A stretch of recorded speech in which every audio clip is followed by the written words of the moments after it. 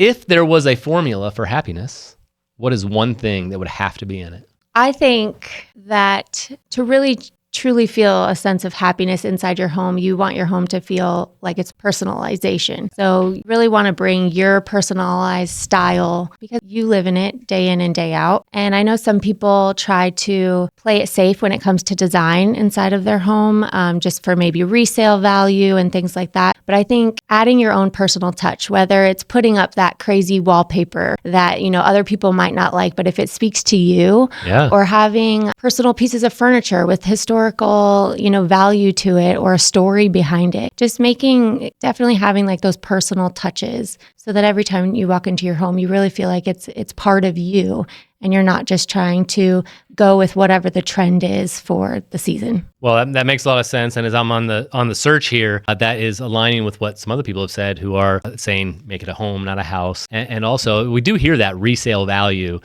phrase come up a lot in the business. And I certainly am of the side of, you live there now. How about you make it the best you can? So I think it's a trap that a lot of us fall into because we think, well, like how is that going to affect the resale value? But really, then you're just pleasing a stranger that is going to possibly come down the road, Right. And so, if you're going to spend a good amount of time in that home, then you should make it your own. Absolutely. Otherwise, everything would be grayish in the world, right? Yes, exactly. Well, a quick aside story. I'd spent a semester abroad many years ago, and I'm only here for a few months, right? 5 months. I didn't decorate it. I didn't do a single thing.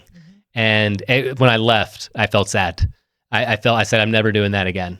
If I live somewhere, I'm gonna, put a little something on the wall. Exactly. Okay. Yeah. Well, tell me about color. So, how that could affect your happiness, and what you see in how that affects spaces every day. Yeah. Well, I get to work with designers every day, and sometimes they're designing for a commercial space, sometimes they're designing for a residential space.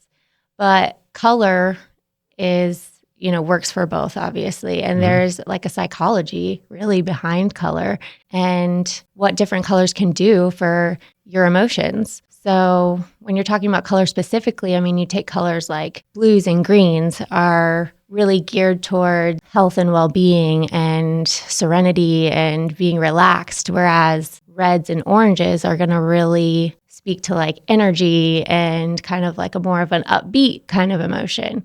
So really, when I think of color, in your bedrooms, you want to have those softer tones. Whereas, maybe if you're doing a kid's playroom, you're going to have a lot of the brighter tones.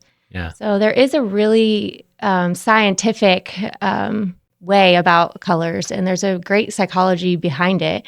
And really, that's what designers, go to school for, to really dig in deep to that. Right. And so I learn a lot from my designers and just the different colors that they're using in different spaces, especially like if you're doing a healthcare project, there are colors that help with well-being of people. Right. And the way that colors make people feel, it's a real thing.